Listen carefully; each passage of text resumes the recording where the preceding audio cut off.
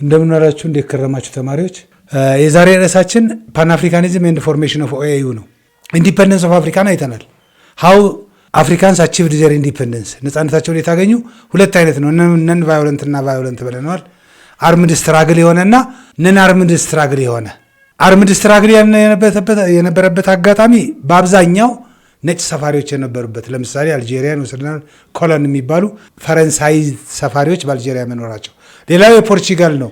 የፖርቹጋል ሌላ ለየት ያለ ነው፣ ነጭ ሰፋሪዎች በብዛት ስላልነበራቸውና ፖስት ወርልድ ዋር ቱ የነበረ ኢኮኖሚክ ክራይስ ስለነበረ ያን ኢኮኖሚክ ክራይስ ለመወጫ ቅኝ ገዢዎችን ኢኮኖሚ መጠቀም ስለፈለጉ ለፖርቹጋልም አርምድ ስትራግል ነበረው። ዘናፍተር አፍሪካን ነፃ ከወጡ በኋላ የአፍሪካ አንድነት ድርጅት ለመስረቱ ኢትዮስ ፓን አፍሪካኒዝም ነው መሰረቱን ጥሎ ያለፈው። የኛው አድዋ ነው። አድዋ ለፓን አፍሪካኒዝም መሰረት ጥሎ ያለፈ ነው ብለን አልፈናል። ስለዚህ ፓን አፍሪካኒዝም ፓን ሚንስ ኦል ማለት ነው። ካሚንግ ቱጌዘር ኦል አፍሪካንስ ፒፕል ማለት ነው። ኤንድ ሌተር ኦን ዘ ፎርሜሽን ኦፍ ኦኤዩ ኦርጋናይዜሽን ኦፍ አፍሪካን ዩኒየን፣ በኋላ አሁን ያለው ኤዩ ወደሚባለው እስከደረሰበት የምናይ ነው የሚሆነው። መልካም የትምህርት ጊዜ ይሆንላችሁ። የመጀመሪያው ዋት ኢዝ ፓን አፍሪካኒዝም ብሎ ይጀምራል። ኢን ኤሴንስ ኢት ኢዝ ኤ ሴንስ ኦፍ ዩኒቲ አሞንግ ኦል ፒፕል ኦፍ አፍሪካ ኦሪጂን ኦል ብላክ አፍሪካንስ፣ ሁሉንም ጥቁር ህዝቦች በጋራ ማምጣት የሚለውን ሴንስ ይይዛል ፓን አፍሪካኒዝም።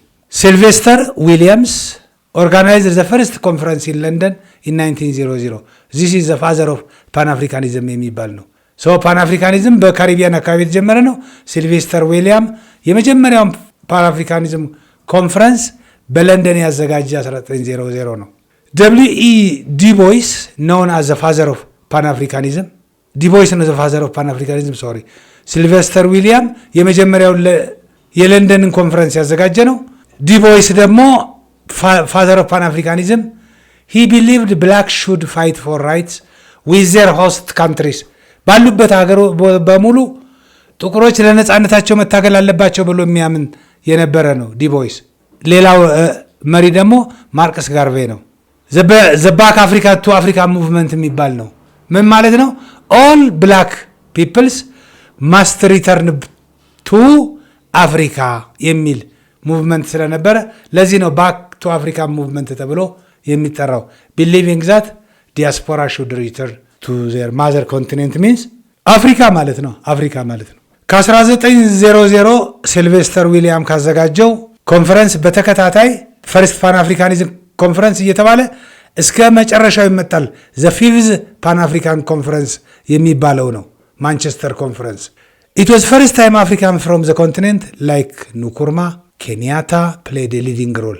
ከአፍሪካ ኦሪጂን የሆኑ ስኮላርሺፕ አግኝተው ይማሩ የነበሩ ኳሜ ንኩርማ የመጀመሪያው የጋና ፕሬዚዳንት፣ ጆሞ ኬንያታ የኬንያው መጀመሪያ ፕሬዚዳንት የመሪነት ሚና የነበራቸው ነው።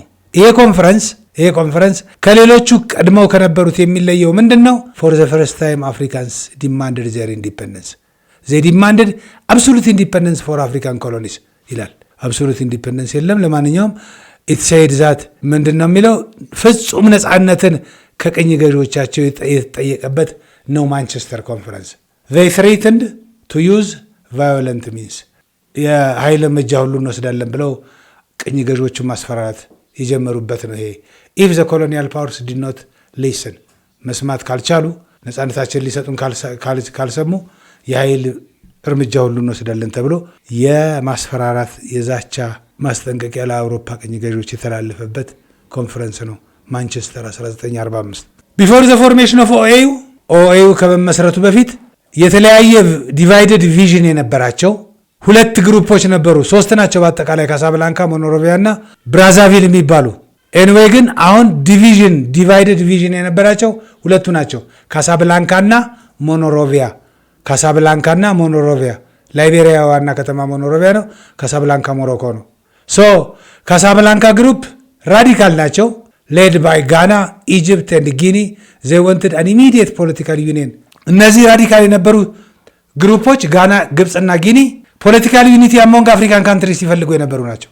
ዋት ዊ ኮል ካሳብላንካ ግሩፕ የምንላቸው። ሞኖሮቪያ ግሩፕ ሞዴሬት ናቸው።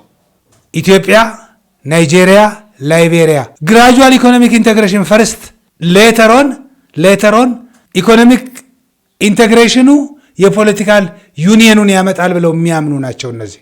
ሶ they respected the sovereignty of new African independent state ማለት ነው። አዲስ ነፃ የወጡን ሀገሮች ሉዓላዊነታቸው እንደተጠበቀ ሆኖ ሶ ኢኮኖሚክ ኢንቴግሬሽን ፈርስት የሚሉ ናቸው። ኢኮኖሚ ውህደት መጀመሪያ፣ በኋላ የፖለቲካ ውህደቱን ያመጣል የሚል ሀሳብ የነበራቸው ናቸው። ሃቪንግ ዲስ ይህንን የተለያየ አይዲያ ይዘው ታንክስ ቱ አወር ኢምፐረር ኃይለ ሥላሴ ኢትዮጵያ ቢሎንግድ ቱ አዲስ አበባ አፍሪካን ግሩፕ ብለው ወደ አዲስ አበባ እንዲመጡ አደረጉ። ዘ በርዝ ኦፍ ኦርጋናይዜሽን ኦፍ አፍሪካን ዩኒቲ የሚባለው ኦኤዩ ሜይ 1963 አዲስ አበባ ላይ የተመሰረተ ነው። 32 ኢንዲፐንደንት ስቴት ዘይ ሳይንድ ኦን ዘ ቻርተር ኦፍ ዘ ኦኤዩ ቻርተሩ ላይ 32 ሀገሮች የፈረሙበት ነው። ፕራይሜሪ ኤም ኢራዲኬቲንግ ኮሎኒያሊዝም ነው። ይሄን ነው የተሳካለትም። በቃ ሌላ የተሳካለት ነገር ኮሎኒያሊዝምን ማስወገድ፣ ዲፌንዲንግ ሶቨርኒቲ ይላል ኤንድ ፕሮሞቲንግ ኮኦፕሬሽን። ከዚህ ውስጥ የተሳካለት የት ነው አልኩኝ? ኢራዲኬቲንግ ኮሎኒያሊዝም ፍሮም ዘ አፍሪካ ዞን የተሳካለት ይሄ ነው። ሌላው ምንም የተሳካለት የለም። ይኸው እዚህ መጣላችሁ። ሰክሰስ ኤንድ ፌለር ኦፍ ዘ ኦኤዩ። የኦኤዩ የተሳካለትና ያልተሳካለት ጉዳዮች ምንድን ናቸው? ነምበር 1 ሳክሰስ ኢት ፕሮቫይድድ ሚሊተሪ ኤንድ ዲፕሎማቲክ ሰፖርት ዛት ሄልፕድ ሊበሬት ዚምባብዌ ኤንድ ዘ ኤንድ ኦፍ አፓርታይድ ኢን ሳውዝ አፍሪካ ኢን ኦል። አፓርታይድም የእሱ አስተዋጽኦ አለበት፣ ግን የውጭ ሳንክሽን እንደሚበልጥ ባለፈውም ገልጫለሁ። እሱ ነው ፌለሪቲው። ኖን ኢንተርፌራንስ ሚንት ኢት ስቴይድ ሳይለንት ዱሪንግ ሂውማን ራይትስ አቢዩዝስ ባይ ዲክታተርስ ላይክ ኢዲ አሚን ዳዳ። በአገሮች የውስጥ ጉዳይ ጣልቃ ለመግባት አንዱ ሀገር በሌላው ነው እንጂ የኦኤዩ ቻርተር ይሄን አይልም። ኦኤዩ ሂውማን ራይት አቢዩዝ ሲደረግ ጣልቃ ይገባል ይላል የእሱ ቻርተር። በት በአገሮች የውስጥ ጉዳይ እሱ ራሱ ጣልቃ አልገባም። ለምሳሌ አምባገነኖች እንደ ኢዲ አሚን ዳዳ የኡጋንዳ መሪ የነበረ ሂውማን ራይት አቢዩዝ ሲያደርግ ጣልቃ አልገብቶ የሰብአዊ መብትን ሊታደግ አልቻለም። ይሄ አንዱ ፌለሪቲ ነው። ክሪቲክስ ሰም ኮልድ ዘ ዲክታተርስ ክለብ ብለው ይጠሩታል። የአምባገነኖች ክለብ ነው። ማንን? ኦኤዩን። ቢኮዝ ኢት ፕሮቴክትድ ሩለርስ ዛን ፒፕል። መሪዎችን ነው እንደውም ፕሮቴክት የሚያደርገው ከህዝቡ ይልቅ። ለዚህ ነው የአምባገነኖች ክለብ ተብለው የሚተቸው ብዙውን ጊዜ ኦኤዩ። የዛሬውን የተማርናቸውን ትምህርቶች ለማጠቃለል ያህል በእነዚህ ጥያቄዎች እንስራቸው። ነምበር 1 who is referred as the father of pan-africanism? ማርክስ ጋርቬ፣ ዲቦይስ፣ ኃይለ ሥላሴ፣ ኳሜ ንክሩማ። በደንብ አርም ያለው ራሴን ዲቦይስ ነው the father of pan-africanism። ማርክስ ጋርቬ ባክ ቱ አፍሪካ ነው። ኃይለ ሥላሴ አዲስ አበባ ሲመሰረት፣ ኳሜ ንክሩማ የመጀመሪያው የጋና ፕሬዚዳንትና በማንቸስተር በፊቭዝ ፓን አፍሪካን ኮንፈረንስ በማንቸስተር ኮንፈረንስ ላይ የመሪነት ሚና የነበራቸው ናቸው። ነምበር 2 what made 1945 ማንቸስተር ፓን አፍሪካን ኮንፈረንስ ዲፈረንት ፍሮም ዘ ፕሪቪየስ ዋንስ ይላል። ከቀደምቶቹ የማንቸስተር ምንድን ነው የሚለየው? ቅድም በደንብ ተገልጿል። ኢት ዋዝ ሄልድ ኢን አፍሪካ። ማንቸስተር መቼም አፍሪካ አይሆንም፣ ሄልድ ኢን አፍሪካ ይላል። ማንቸስተር የሚባል ከተማ የለንም አፍሪካ ውስጥ። ኢት ዋዝ ዘ ፈርስት ታይም አፍሪካን ፍሮም ዘ ኮንቲኔንት ፓርቲሲፔትድ ኤንድ ዲማንድድ ኢንዲፐንደንስ። ይሄ ነው። ሲ ኢት ዋዝ ኦርጋናይዝድ ባይ ማርክስ ጋርቬ። ኢት ፎከስድ ኦንሊ ኦን ሪሊጂየስ ኢሹስ ይላል። ዘ አንሰር ኢዝ ቢ። ሶስተኛ ዘ ካሳብላንካ ግሩፕ ኦፍ አፍሪካን ስቴትስ ዋዝ ኖን ፎር አድቮኬቲንግ ፖለቲካል ዩኒቲ ነው። ግራጁዋል ስቴፕ ባይ ስቴፕ አፕሮች ቱ ዩኒቲ፣ ኢሚዲየት ፖለቲካል ዩኒቲ ስሩ ፌዴሬሽን፣ ሜንቴኒንግ ኮሎኒያል ቦርደርስ ፎርኤቨር፣ ሪተርኒንግ ኢሚዲየት ነው። ኢሚዲየት ፖለቲካል ዩኒየን ስሩ ፌዴሬሽን ይሁን አይሁን የተገለጸ ነገር የለም፣ ግን ፖለቲካል ዩኒየን ነው የሚጠይቀው። ግን ፖለቲካል ዩኒየን በአፍሪካ ሀገሮች ከመጣ እኮ ፌዴሬሽን ግድ ነው። በፌዴሬሽን ነው የሚዋሃዱት። ሃቪንግ ዜር ኦን ቦርደር ፖሊስ ምናምን ነው በፌዴሬሽን ነው የሚዋሃዱት። ኤኒዌይ የዛሬው ትምህርት በዚሁ አለቀ። በሚቀጥለው እስከምንገናኝ ሰላም ሁኑ። ቴንኪው ቻው።